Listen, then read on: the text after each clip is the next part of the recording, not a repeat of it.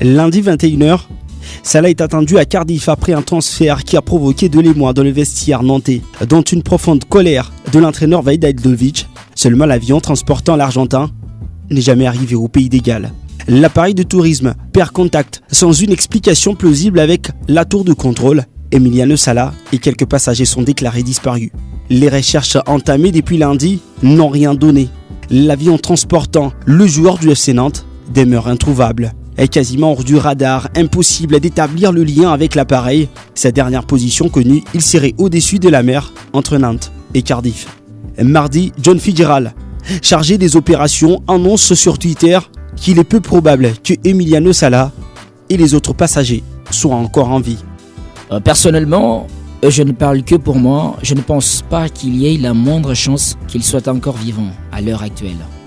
Inquiétude maximale, lance Pierre Ménez sur Twitter. Le réseau social suit l'événement de près et plusieurs messages de soutien sont postés.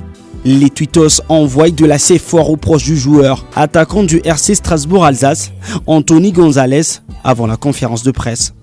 Avant de commencer cette conférence de presse, j'aimerais avoir une grosse pensée pour Emiliano Sala. J'espère que ce guerrier réussira à s'en sortir. Je pense aussi au FC Nantes et à ses supporters. Plus tard, c'est le club de Nîmes qui s'associe en pensée au FC Nantes et au Cardiff FC. Puis c'est la note en Guingamp d'un message réconfortant.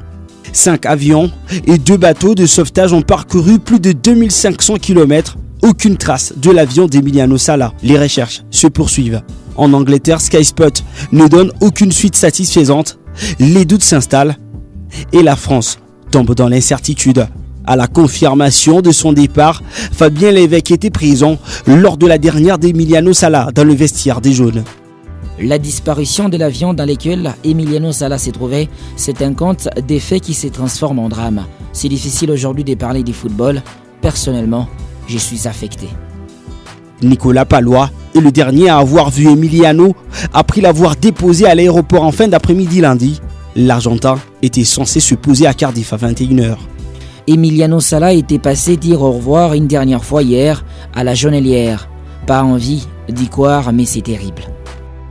Le temps passe et les secours ne sont pas tombés sur des indices prouvant le crash de l'avion. En attendant, la twittosphère se joint au malheur du FC Nantes qui aurait demandé à ses supporters de déposer des fleurs à la place publique pour espérer un issue favorable du destin.